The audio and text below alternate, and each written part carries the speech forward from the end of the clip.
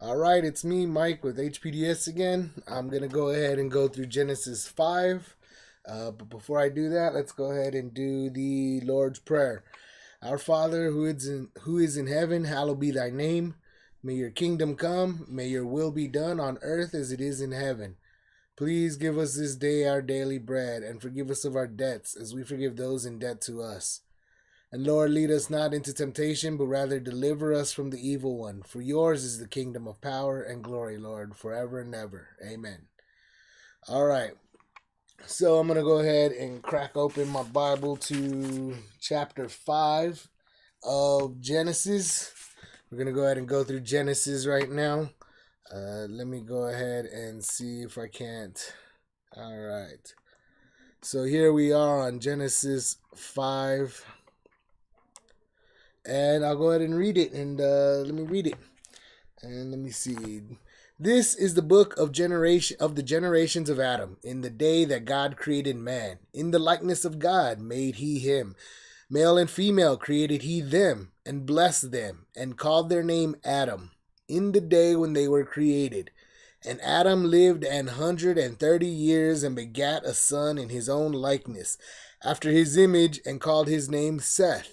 In the days of Adam after he had begotten Seth were 800 years, and he begat sons and daughters.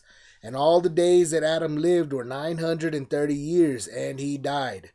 And Seth lived 105 years, and begat Enos. And Seth lived after he begat Enos 807 years, and begat sons and daughters. And all the days of Seth were 912 years, and he died.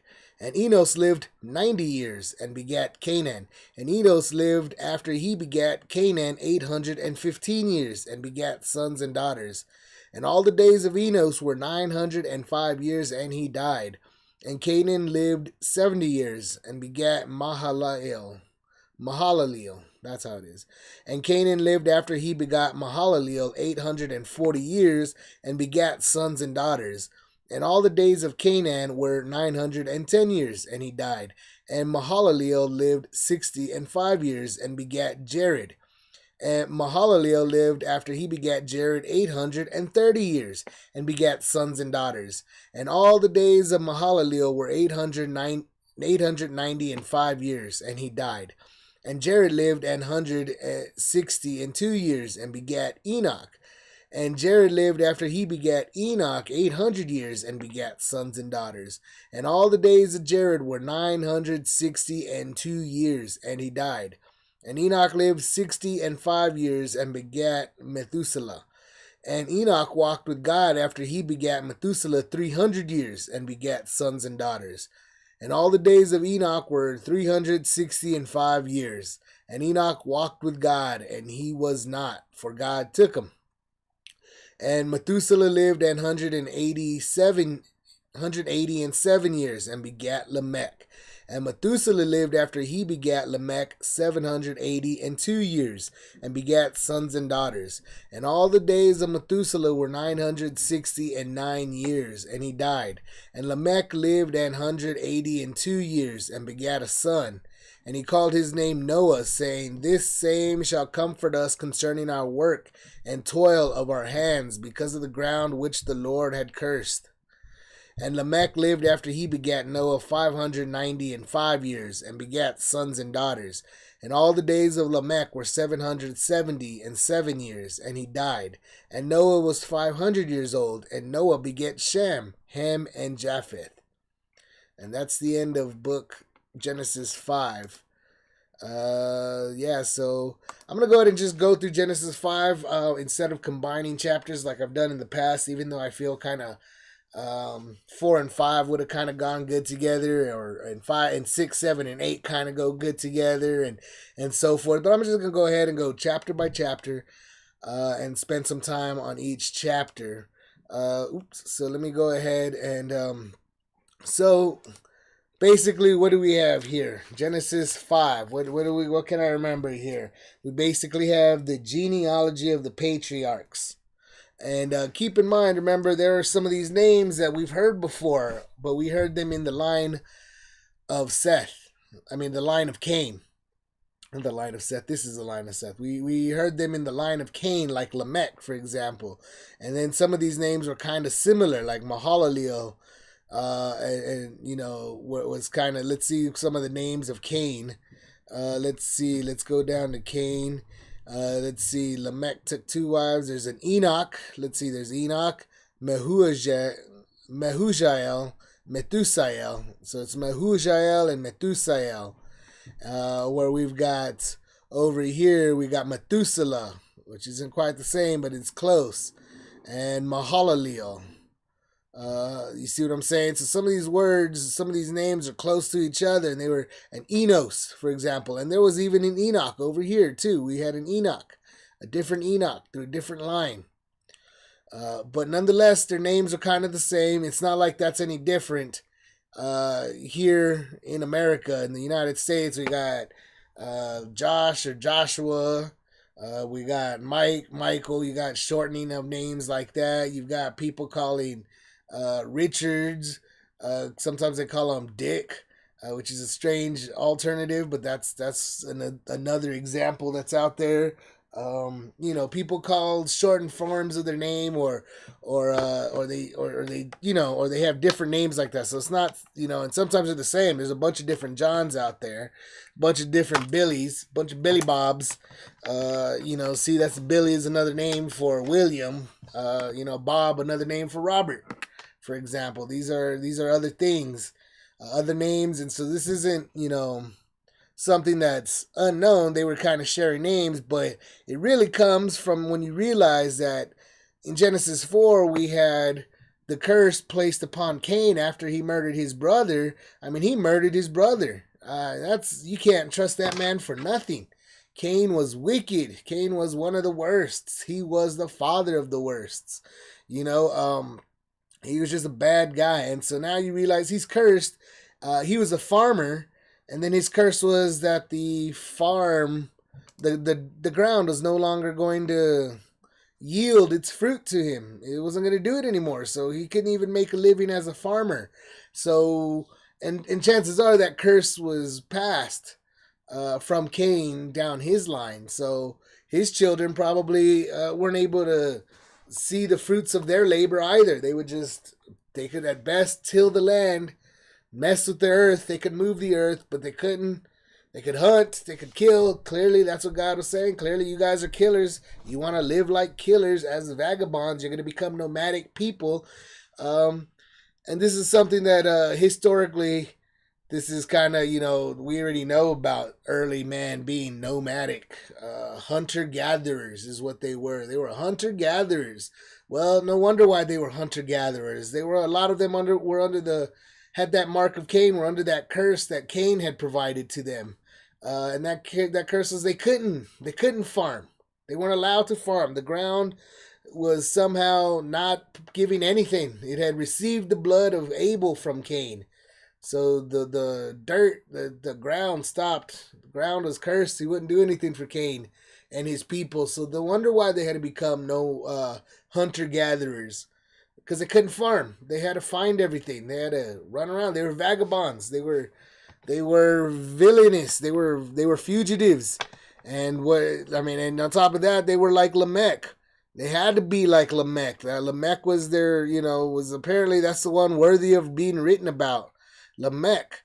And Tubal-Cain, he had to become an artificer in brass and iron.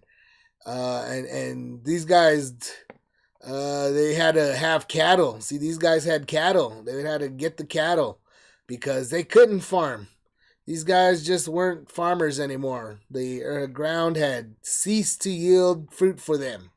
So if they tried to till the earth, they were just killing the earth. Nothing was ever going to grow there anymore because they were if they tried to farm, that was it. That land was not listening to them.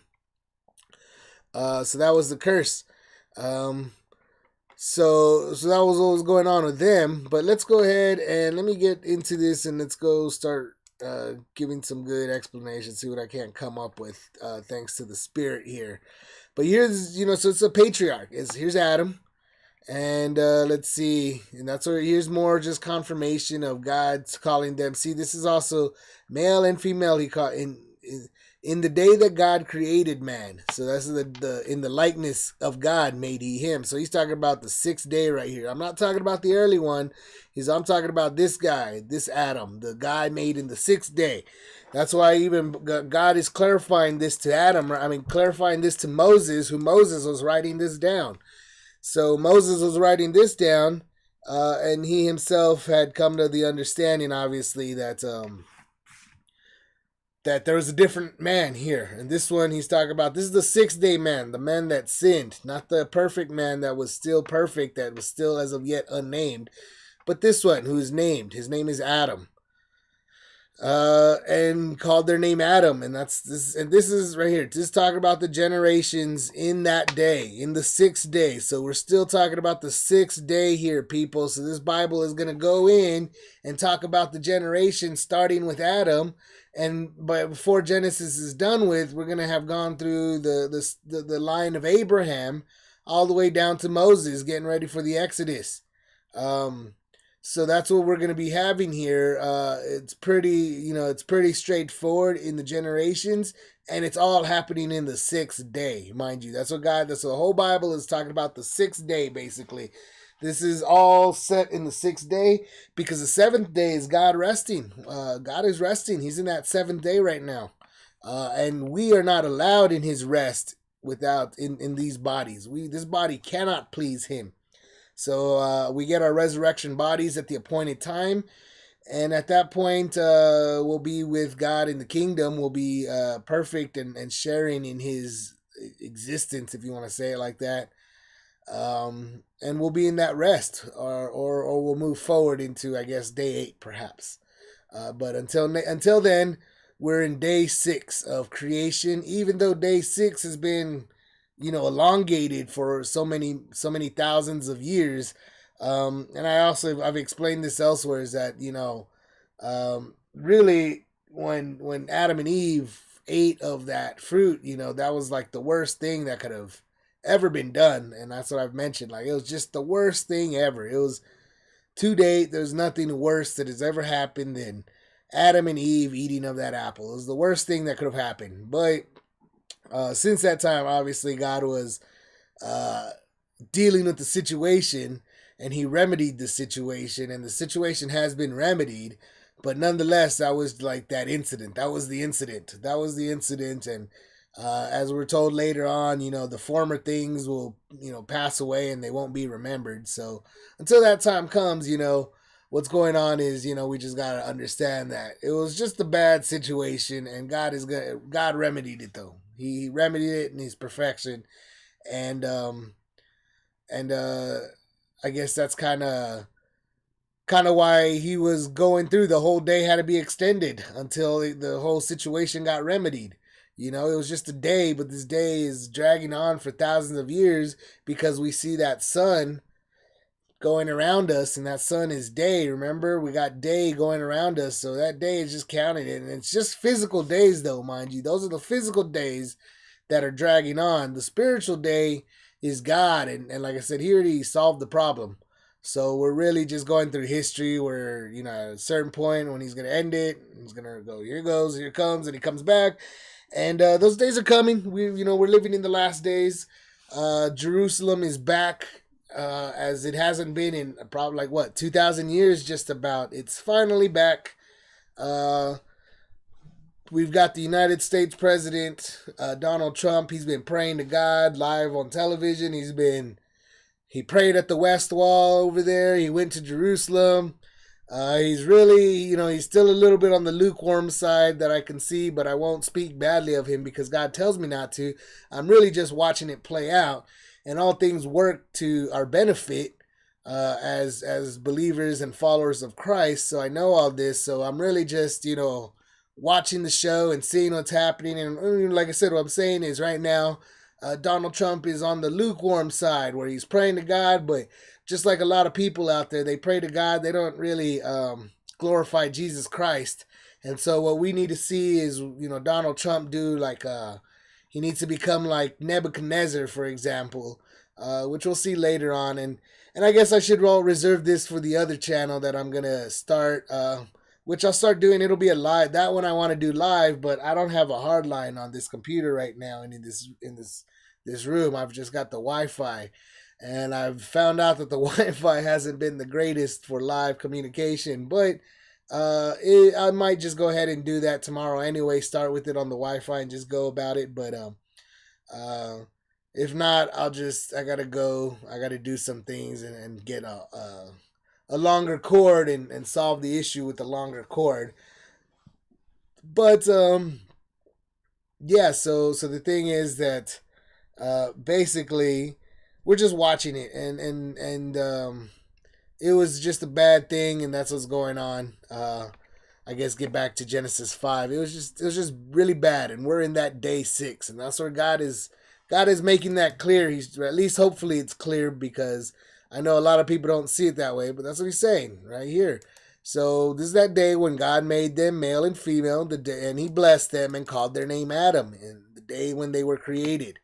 And Adam lived 130 years. So he was 130 years and begat a son in his own likeness, and he called his name Seth.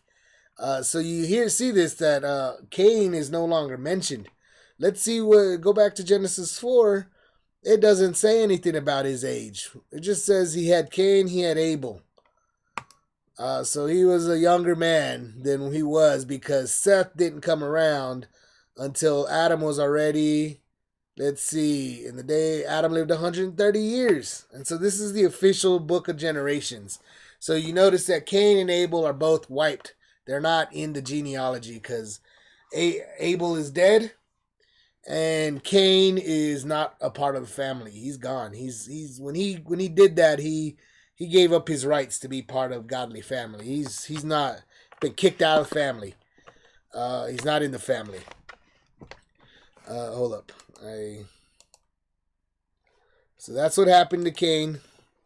So that's why this generation starts with Seth, and it gives us his age. How old was Adam? He's 130 years old.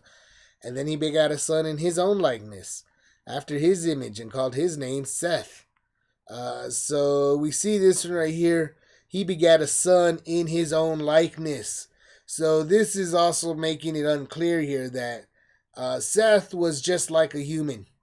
But it looks like Cain and Abel doesn't necessarily, it doesn't mean that they could have been spirit creatures still. They could have been that they could have been just like the spirit creatures. And this is doesn't necessarily say, and it does say that he was the ground and everything, but the sheep and the tiller. But it doesn't necessarily mean they could have been light creatures. And Adam and Eve could have thought, you know what, we're gonna have children that are still these light creatures, and one of these light creatures could have potentially killed his other brother light creature. And that's why we get here when Adam has his own, he's 130 years, and now he has their next child they have, and suddenly this guy looks more like them, which is the humanly flesh. They're not like the what's it called? So that potentially leaves Cain to be one of the light creatures, a creature of the light that could easily inhabit the hosts. But of course he's wicked, and God hasn't, he's going to avenge him, but he never really says that he avenged him, and it'll come the day when he does avenge him. But he's going to destroy Cain for his crimes. And so that's how you get this spiritual warfare that's going on, that a lot of people don't even want to believe. And this is where you get the opening for what we know as ghosts and all these magical things, because Cain and Abel could have been just like Adam and Eve before Adam and Eve fell, and that could have been the case, that they were both. So somehow this Abel is complete, and that's why Abel is completely gone. Right, that's why his generation comes back, and his generation starts with Seth, because Abel is completely wiped out. Abel died spiritually. It could be the case that Abel died spiritually because he was a creature of light, and it was Cain was a creature of light as well. He was the real man, like the true man. Like, he had special bodies. He was like a mist. He could do whatever he wanted. He could be any form. And he can host, and he can live, and he can dwell in the hosts of all the other creatures. And so that's why we see here that when it says he begat a son in his own likeness. So let me go ahead and read. Let me go ahead. I'm going back to this New Living Translation because it's kind of interesting like that. It's a definitely interesting, different. But let's see. This is verse 3. And right here it says, when Adam was 130 years old, he became the father of a son who is just like him, in his very image. He named his son Seth. So that's basically kind of saying the same thing right here. And let's go to this Strong's Hebrew. We're going to this 5:3 now. So let's go to Genesis 5. And then we'll go to 5:3. Verse 5:1. We'll go to 5:3. And then let's see what we got here. And lived Adam, let's see, 30 and 100 years, and begat a son in his own likeness. So here you get this, after his image. So let's see what these, in his own likeness, and after, so it's got 25 occurrences here. Let's take a look. According to our likeness, him, Genesis, father of son. Second, the pattern, the fashion, the pattern. Now figures like, and under the similitude. Now figures just like. You got likeness, or what likeness. If there were figures thereof, the like came the likeness. So you see, resembling, had the likeness of, resembling as the form and as of the likeness.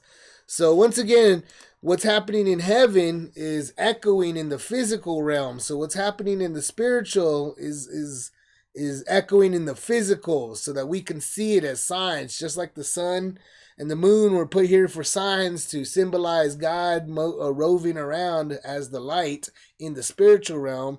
We've got this where what happened in the spiritual realm? We had a fall. The spiritual realm, there was a fall of where we've got the spiritual realm would have been the fall of the favorite angel. There was, and we come, I forget, there's a verse somewhere that says that he was sinless until the blame was found in him, or something. He was, blameless until sin was found in him. And so that was the case with Adam and Eve. And so since they fell from the spiritual realm, you see now that they themselves in the physical world, as Adam and Eve, are kind of playing like God are. They're playing the father figure and the parental, the parental figure, the father figure, like God. They are, and not only are they, we get where they get the Trinity or whatever, the threeness. We got God, who is God in the spiritual realm. He's one. But he's also got, like I said, a head and body and so forth. So he's got parts to him. And so just the same as Adam and Eve are symbolically playing God in this physical world now, since they've been kicked out of that spiritual world, and they're now in the bodies, they're in the flesh. They were given skins, clothing of flesh. There's that clothing that's put upon them. What happens? They're basically... there's three parts of them. There's the part of them that is Adam. There's a part of them that is Eve, and they're one person. And then there's a part of them that is their children. They're the third part. That's why you hear it called the Father, the Son, and the Holy Spirit. So you got Adam, which is playing the Father. You've got Eve, which is the Holy Spirit. And then you got the Son, which is, in this case, now it's Seth. It was Cain, it was Abel, now it's Seth, because Cain and Abel are no more. Abel died, perhaps potentially. It could be potentially that when they had these children, Cain and Abel, they were not the same kind of children. Adam and Eve could have been tricked into thinking that they might have thought like, well, we fell, and so God put these skins on us. But when we had our children, Cain and Abel, they were just the exact same things we used to be. And so they were running around naked, and we let them run around naked. Could have been their ideas. We let these children run around naked. But that's the, and I don't want to distort it, because you could already start to see how if you're from one of the crazy cults that misinterprets the Bible for their own pleasings, their own gratifications. They do it to, these are the cults. They will call this occult knowledge, and that's why they're cults. And they're calling this occult knowledge. Like, oh, is this a cult? Are you talking a cult? You're really twisting what we know of the Bible. And I'm not twisting anything of the Bible. This is how you interpret the Bible. Look at when you read it. This is the interpretation. People lots of times aren't reading the Bible. When you go to a lot of churches, they're just reading bits and parts of it and distorting it and bending it to their will. But when you read it from end of the beginning of the book to the end of the book, just like this is what you're seeing. This is the interpretation that there is mythical, magical creatures, is what we would call them, mythical, magical creatures. And they have their, what we know as a vampire, for example, does have its basis right here in Genesis. It has it right here in Cain, in the line of Cain. Cain could potentially be some sort of light creature. He's that's what we call it aliens. We can call it angels. He was made of the dust, so he's physical, but they've got some special powers. And that's why it's the spiritual war that's going on right here. So that's why it makes it clear in Genesis 5, where it did not make it clear at all in Genesis 4. And Genesis 4, it only makes it clear until, when does it say? It makes it clear down at the bottom when she's talking about Seth, right? It says right here.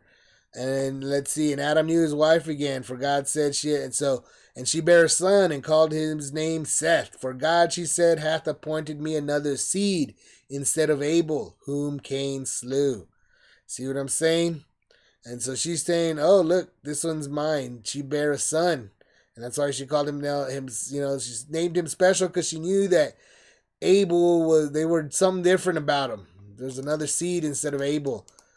Abel was a good one, but Cain killed him. And just like you would think of like the snake kind of killed Adam and Eve, if you think about it. He didn't kill them, but he was the one that basically put in their mind as the snake would have been like, hey, go kill yourselves by eating that plant. And Adam and Eve said, yeah, I guess we should kill ourselves eating this plant. And so you could say that, he's responsible for killing them. And just the same as Cain was responsible for killing Abel. And so that's why she recognizes that when she has Seth, there's something different about Seth. And that's why she starts to call upon the name of the Lord.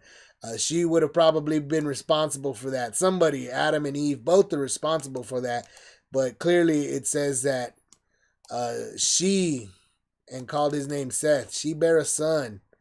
And called it, for God said she, right here, Seth, for God said she. So that means Eve was saying this, hath appointed me another seed instead of Abel. And she bare a son, and called his name Seth. She's doing this. For God, said she, had appointed her. So let me take a look at another, let's see, 425, because that's another interesting thing.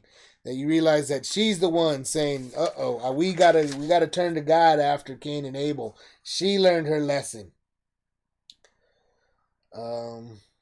It's the same thing in the New Living Translation. Adam had sexual relations with his wife again, and she gave birth to another son. She named him Seth, for she said, God has granted me another son in place of Abel, whom Cain killed. And that's 25, right? 425. So you see right here, they're making it clear in 5 that Seth was a man just like Adam and Eve. And Adam and Eve, something happened to them to where they had to be clothed in a fleshly skin. So Adam and Eve became like what we are.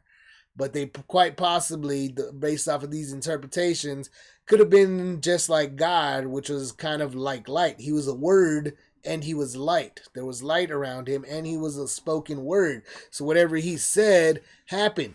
And so that's what he said. I put, is a man of dirt. And so the hidden man is also a man of dirt. But if you think about it, to say that a man of dirt, he just has a physical appearance about him. He could do whatever he wants. It's real, nondescriptive about what he was taking the shape of, and he does come across that you don't want to see his face, you can't look upon his face, it's terrifying. So he definitely doesn't look like anything we know of in modern, in this world that we look at with no magic. There's no magic in this world. You can't just magically do something like say a word and heal somebody with the word. No, that's not how it is. You got to apply medicine, you got to do surgeries, you got to get in there, and that's how this world, it's a rational Christian world where these rational Christians are out there saying they can explain the Bible in rational terms, and a lot of the rationality they come across is, oh, that's a lie, that's an overstatement, that's a such and such. Like that's their rational conclusions, which doesn't make any sense, but hey, that's what they do. But right here, we're saying that this son, Seth, was just like them now. Not like he was, like Cain and Abel could have potentially been like they were in the first place.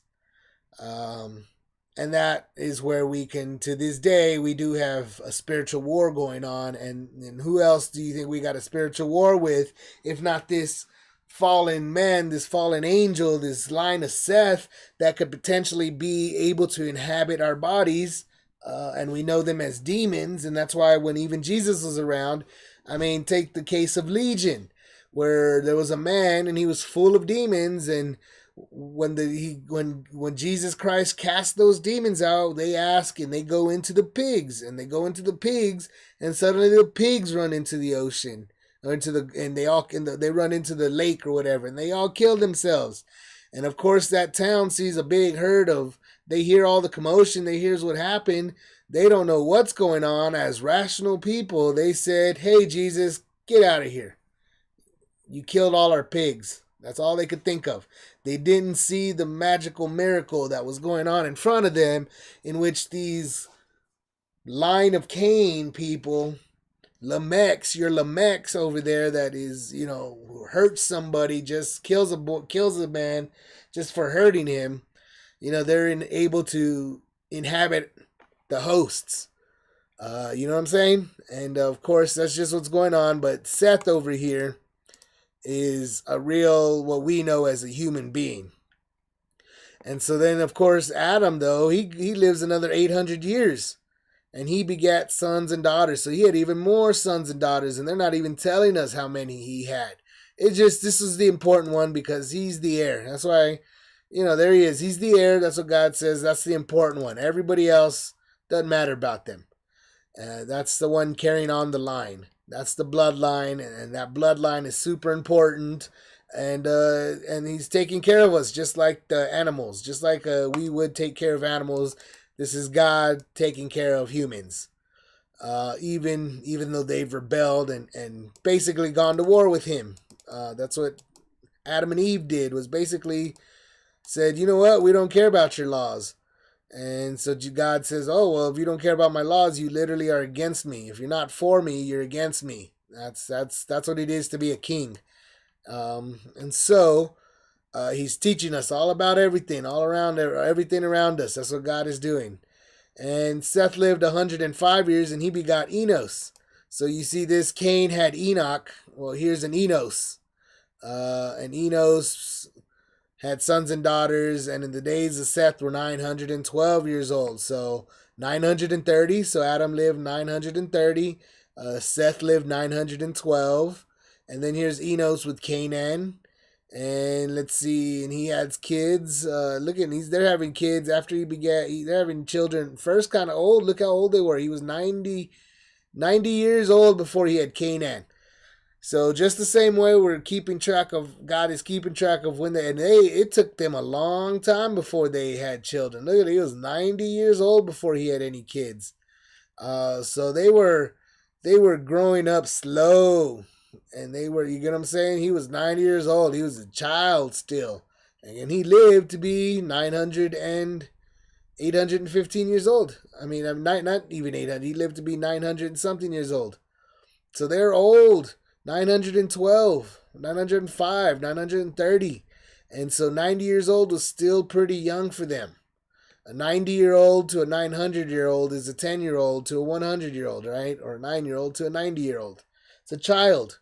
He was a child. And they were children. And then once they were old enough to have children, well, then who knows how many children they had when they finally had their wife and what they were doing out in the wilderness that whole time. Let's see. And all the days of Canaan were nine. So we got Canaan and Mahalalel. So Mahalalel and Methuselah, just like we had over here. These names are because now you'd understand why were these names kind of similar. Because we have even an Enoch down in Seth's line over here, and then we also have Lamech over here too. Well, chances are you either had the Cain over there, the line of Cain. I mean, if they were in the physical sense, they were the hunter-gatherers, right? What we know as hunter-gatherers. So let's take it, for example, if they were physical men just like us, they would have been the hunters and gatherers. Or, because there's two outcomes. That's the way we're interpreting. Two outcomes like that. So in the physical world, they're hunter-gatherers. So that means they couldn't even farm. And eventually, historically, we would know that these nomads are going to attack the farms, the stable farms. They're going to get in there. They're going to raid them. They're going to go in there. Why? Because they're hungry. They need to do it. They need to do that. They need to because they couldn't farm. So sometimes they had to go into these farms and just steal or just take or, hope that those guys would give them some food or trade them some food or whatever. So you had Cain's people definitely coming into Seth's people. And Cain's people were either like I said, if they were physical, they were obviously going in there, maybe sneaking into towns, they're, trying to hide amongst these people because, that mark was upon them. They couldn't farm. And if they couldn't farm, they were almost going to be worthless. They had to live some sort of fugitive vagabond life amongst them. So they were mixing in with there. They were seeing the names. They were copying names. They were obviously just like anything else. It's said. What is it said that mimicry is the highest form of praise or something. That if you're basically being like somebody, that's the highest form of praise is to copy them, to copy somebody else. I forget what the saying is. But to copy somebody else is basically supposed to be the greatest form of praise. And so, so obviously, the people of Cain had to sneak in with the people of Seth. And, in that time, they were definitely probably spying on them, taking a look at them. And just like anybody else, they were like, hey, I like that name. I'm going to call my kid that. And so forth. You know what I mean? They were living amongst each other. And, but it was probably honestly, like I said, we had a Lamech here. But then we also have Lamech, who himself was a violent man on this side. And that's why because we do know later on when we get into the next one, chapter 6, we do see that people start becoming mighty men of, actually, or it could be, they were giants in the world. We see that some of these people were becoming giants. And then we'll see that, in chapter 10, that some of the humans were able to turn into giants somehow. Some of the humans were able to turn into giants. And like I said, when we realize that this is the case, that they're giants and some people were able to turn into giants and humans were messing with their body, just like I was saying in that last, in Genesis 3, when I was talking about Genesis 3. So if you go to the Genesis 3 and you read about the serpent, and I started talking about that serpent, he's just a little serpent in Genesis 3, but by the end of Revelation, he's a giant beast with 7 heads, and one of them's dead because it was bruised by the heel, by the man. His head was bruised, mortally bruised. But basically, he's changing and altering his body. And we do understand that nowadays is this theory of evolution where people want to talk about evolution and they distorted it and they say everybody evolves or all of humans evolved. But really what they're really talking about is if you understand the scriptures and if you understand history and if you understand the concepts of the cloning and so forth, and the genetic mutations and they're keeping track of DNA and so forth, and all of that I could talk about in my other channel. the crazy stuff that's out there, the signs of the times. But basically, that all comes from right here, like I said, and the transhumanism agenda that's going on. It stems from the serpent, the Satan, the fallen one. He's changing his body, and not only did he change his body because he was able to inhabit many bodies. So I mean, think about that. Those creatures would have been able to, they might live in a cow for a little while, and then they might live in a snake, they might live in a bird, and so then you start understanding that the way they get messed up in their heads, because they're also clearly, anti-God. God has, they're fallen, and they're all going to be destroyed in the fires, but they would be the kind of people that said, hey, I like this about the bird, and I like this about the dog, and I like this about the fish, and I'm going to combine those into one animal. And you do see that throughout history where people combine animals like that, and they did weird things, and there's images of, and even within the Bible, that's why God himself uses them for his own symbols. When he does put up the snake, he puts up the cherubim, he puts up, the ox, and there's the ox and the eagle and so forth. And these are things because they belong to him, but the fallen ones are trying to use his symbols and alter them and make them mean different things, or outright perverse things lots of times. But historically, you see that all throughout history, and all the different peoples, the people, the Gentiles, you might want to call them, or the people that were the line of Cain as well. You'll see these symbols upon them because they were being inhabited occasionally by these other creatures that I would call from the line of Cain. They have this transhumanism, this idea of making humans or making animals that are not God's animals, making new animals. Let's make our own stuff, they say. Let's make a human whatever we want to make a human. That's why, we've got the trannies. You could be male, you could be female, or you're cisgender for some reason. That's this new concept. Cisgenders are so silly. Cisgenders. Or you could be a man, you could be a boy. If you want to be a girl, you could be a girl. You could be whatever you want. Or you could be pan, or you could do all kinds of crazy things, or you're fluid. Whatever that means, it's nonsense, but it is part of this same concept that you see from the snake. The crazy snake that's running around convincing people and say, hey, you should go kill yourself. Hey, you should cut your thing off. Hey, you should go ahead and sew this onto yourself, or you should. That's what he's doing right there. He's turning them into crazy things, and that's why it's, like I said, that's why it's important that Seth was like them. And then we have, like I said, basically that's what's going on. Now we're seeing how old they grow, and like I said, they're naming each other. This Lamech, oh, that's what I was getting into. Lamech over here could have very well been possessed by another Lamech. That Lamech was, some of these guys were so powerful on the line of Cain that they were just literally trying to copy these people, or try to take them over, or they could have just, that's what's going on here, and they were. And then it goes on to, let's see, we got Noah. We got the introduction of Noah, and that I shouldn't skip right here at the end. We got the introduction of Noah, but Lamech is Noah's son. So on the one hand, we had the Lamech from Cain who was saying that, if you hurt me, I'm going to kill you. On this side, we've got Lamech, who is basically kind of the father. He's a much better guy. His son was considered righteous in their age, in their time, and we'll see that in Genesis 6, for example. So let's move into a preview of what's going on Genesis 6, and it kind of talks about them. See, there's the giants, but it does sign, but Noah found grace in the eyes of the Lord. So you can see that Noah was a good guy. And so this Lamech on Seth's side, the people that actually called upon God, starting in Genesis 4 and 26, you see at the end, they started calling upon the name of the Lord. When it came around to Seth, Eve was the one in particular. Eve recognized. Eve. But obviously, then began the men. So obviously Eve had learned, and so did Adam. Obviously, Adam and Eve had to have learned, and they were calling upon the name of God, the name of the Lord, down on Seth's line. Who knows what the line of Cain was doing?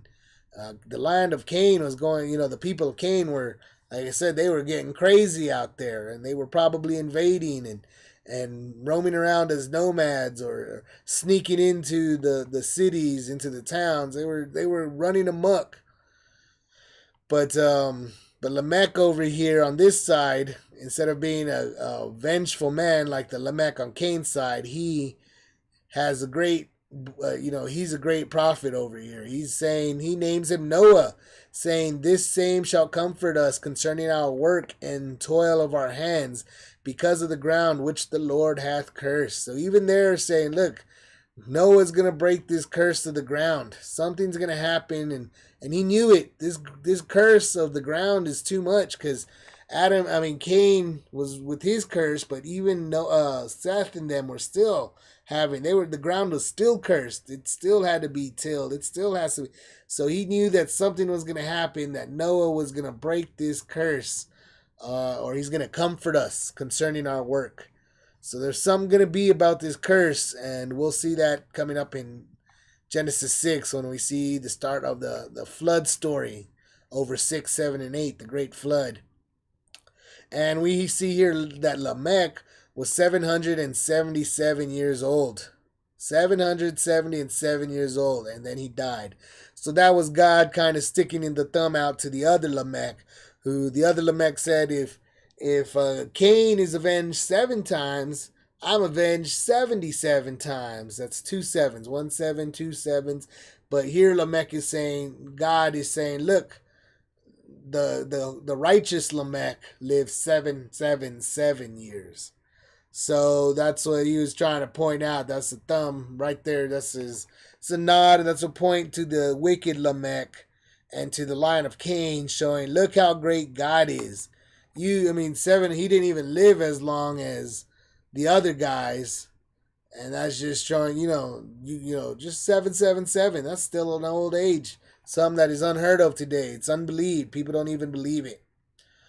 And Noah was 500 years old, and so at 500 years old, we got Noah here, and that's gonna take us into Genesis 6.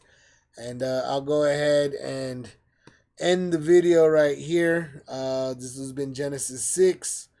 This has been Genesis 5, and basically it was the genealogy of Seth on down to Noah, and you kind of see what's going on there between the lines of Cain and the lines of Seth, and you kind of see that within the pages of 4 and 5, and then understanding what Adam and Eve were before they actually fell into these skins and were clothed with these skins that we know. And then you see why Seth is there. You see what's going on with Seth. That Seth was the real heir. He had to be the real heir after Abel was murdered and after Cain became a fugitive, a vagabond. He was no longer entitled to the heir, So anyway, I'll go ahead and say God bless you to anybody who may be watching. And I pray that we all bless Jesus Christ, and may Jesus Christ bless all of us. Amen.